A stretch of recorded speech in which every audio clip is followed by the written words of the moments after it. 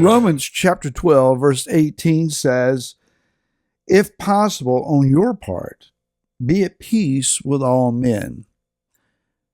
All men, does that include yourself? Hi, this is Barry Phillips with 10-Minute Tour, day 3 of a Yishlach. We are still in Bereshit, or Genesis, chapter 32. Let's pick up where we left off yesterday in verse 9 that says, and Yaakov said, O Elohim of my father Abraham and Elohim of my father Yitzhak, Yahweh who said to me, return to your land and to your relatives, and I do good to you. I do not deserve the least of all the loving commitment and all the truth which you have shown your servant. For I passed over this Jordan with my staff, and now I have become two groups.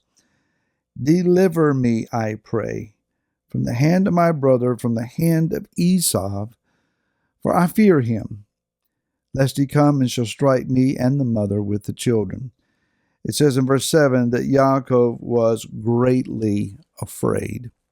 Fear. Who is he afraid of? Well, he is afraid, obviously, of his brother Esau, but he is also afraid of the encounter with his brother and the aftermath. Is there going to be anything left after I fought this hard for this much? Is there going to be anything left, or is he just going to come and take it all, me included, as I have feared that he might do? There is a rabbinical, how would I say, a hypothesis is the word, that suggests that if originally Esau was to marry Leah and have 6 sons, and Yaakov was to marry Rachel and have 6 sons, and then they together would father the 12 tribes of Israel. But when Esau despised his birthright and sold it to Yaakov, then it became incumbent upon Yaakov to father all 12 of the tribes, therefore requiring not only 2 wives, but now 4. And so Esau has come to represent that which is fleshly, that which is self-centered, that which is covenant-loathing, covenant-ignorant, to despise the covenant, and to be equated with actually that which is evil. The reality is that as much as we strive to be the twin called Yaakov, who eventually becomes Israel, even in this Torah portion, there is this Esau character or characteristic quality that resides within us as well. We don't want to think about that. We like to think of ourselves as forgiven and restored and covenant-minded and not really capable of Esau tendencies, but lurking in the shadows, hidden under the floorboards, sealed away in locked boxes. There is this character called Esau that, if ever let out, even for a moment, would begin to reveal a darker side of ourselves than what we are comfortable remembering. This is the old man that must be put to death daily. You have to check the lock on the box on a daily basis and make sure that it is secure. However, there is more to it than that. You see, there is a certain amount of energy and willingness and drive and desire that the darker side of things possesses. It's not incorrect to push down, put to death, seek to eradicate the old man of the flesh, the Esau of evil inclination, which has its opportunity in us if we ever allow it.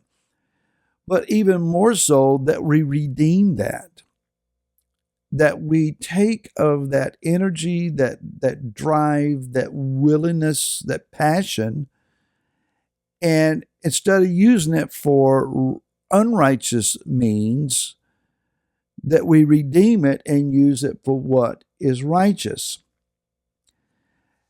It is a bit confusing. It is a hard concept to gain and grasp onto, and I can't promise you that I got a full grasp myself. I'm just thinking that there is more than just putting something to death, but also taking its place, utilizing its abilities righteously. One way of saying it is this: being led of the flesh is probable. That's likely. Being transformed to walk in the Spirit is not probable, but possible. Therefore, we must not just turn from the probable, but learn to find a way to take the ability of the probable and turn it into the possible. That is, instead of being entertained by that which is lewd and fleshly and sensual, taking that time, that commitment, that habit, if you will, and turning it into searching out truths and looking for what is light. Instead of being self-focused and what I want, how I think, what I feel, taking those emotions and turning them and beginning to use that same mind capacity, that same heart allegiance to self, and turning it to Messiah, that we look at others and say, what do they need? Well, how are they feeling? Wonder what's on their mind. Taking monies that we would have normally used for our own selfish, even sensual pleasures, and redeeming it and putting it somewhere where it accomplishes a more eternal good. You see what I'm saying? It's what Rob Jules said in 2 Corinthians, I believe, chapter 11. Yea, what revenge, what vehement desire, turning things around, causing the unrighteous parts of us to now become righteous. It's called discipleship and learning righteous disciplines and redeeming the time, those kinds of concepts. So as we see the messengers then have come to Esau, and they come back with a declaration, it looks like he's prepared for war. Let's also understand then that there is a necessity of war within ourselves. Yeshua said it this way in Matthew 10, verse 34 through 37. He said, do not think that I've come to bring peace on earth. I did not come to bring peace, but a sword, for I've come to bring division. A man against his father, a daughter against her mother, a daughter-in-law against her mother-in-law, and a man's enemies are those of his own household. He who loves father or mother more than me is not worthy of me, and he who loves son or daughter more than me is not worthy of me. This saying is not necessarily original to Yeshua. What is he saying? What are you saying? He is quoting from the book of Michah, chapter 7, beginning with verse 6. For son is despising father, daughter rises against her mother, daughter-in-law against her mother-in-law, the enemies of a man are the men of his own house. But then he continues, as for me, I look to Yahweh. I wait for the Elohim of my deliverance. My Elohim does hear me. Do not rejoice over me, O my enemy. When I have fallen, I have risen. When I sit in darkness, Yahweh is a light to me. What is he saying? The overcoming. The adversaries that I face may be my own family and friends and companions and acquaintances, and I will rise above. I will not be brought into petty warfare and meaningless arguments and yelling matches with you. I will rise above. You may count me yourself my adversary.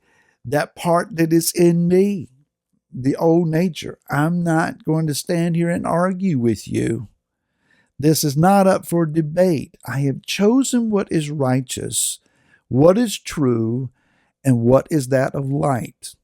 And therefore, my Yah, though I even sit in darkness, he is my light. And when I fall, I will yet rise again, because I am determined to be Israel and not yield to Esau.